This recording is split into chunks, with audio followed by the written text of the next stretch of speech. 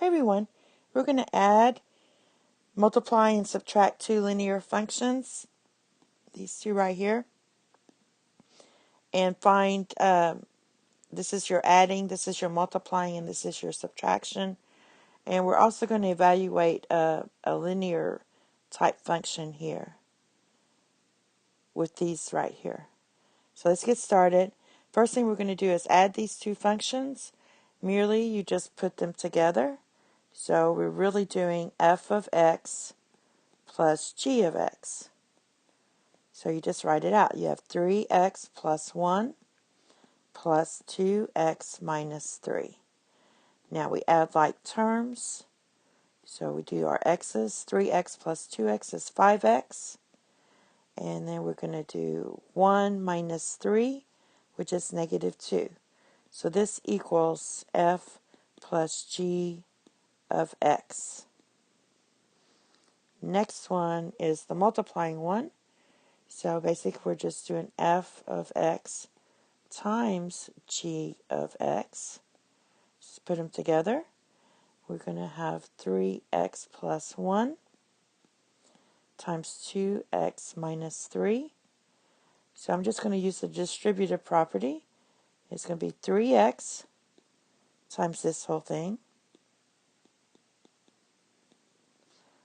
Then I'm going to do this one plus 1 times this whole quantity.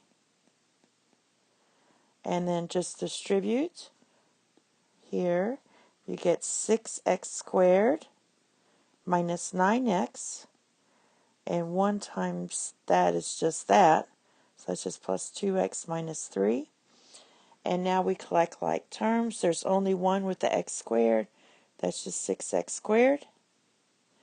And we have 2 with the singular x's. Negative 9x plus 2x is negative 7x. And then we have this guy here, minus 3. And that is equal to f times g of x. That's your final answer there. Now subtraction you got to be careful with. So this just means f of x minus g of x. So I just write f of x, which is 3x plus 1, minus 2x minus 3.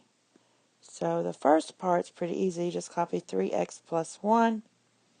Now, this negative here means you have to distribute it, or you're either multiplying it by negative 1. What I like to do is when you have this negative in front, is just change the signs. This is positive 2x, so now make it negative 2x. This is negative 3, so positive 3. It's really like multiplying by negative 1. Alright, so let's add our like terms. We have 3x's minus 2 of x's, which is just 1x. Then we have 1 plus 3, which is 4. And this equals your f minus g of x. And finally, we have to evaluate this function. And basically, the main thing you need to know on these look all scary and everything. But this side right here is your range, your output. And this part is just your domain, your restrictions on your domain. Now, we're talking about f of x here. These are your x's here. So what you're doing is you're looking at your domain.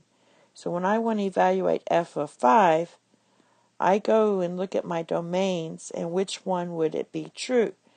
And the only where I can get 5 is this second one, because it can equal 5 here. It cannot equal 5 on the third one. So I have to input this 5 into this equation.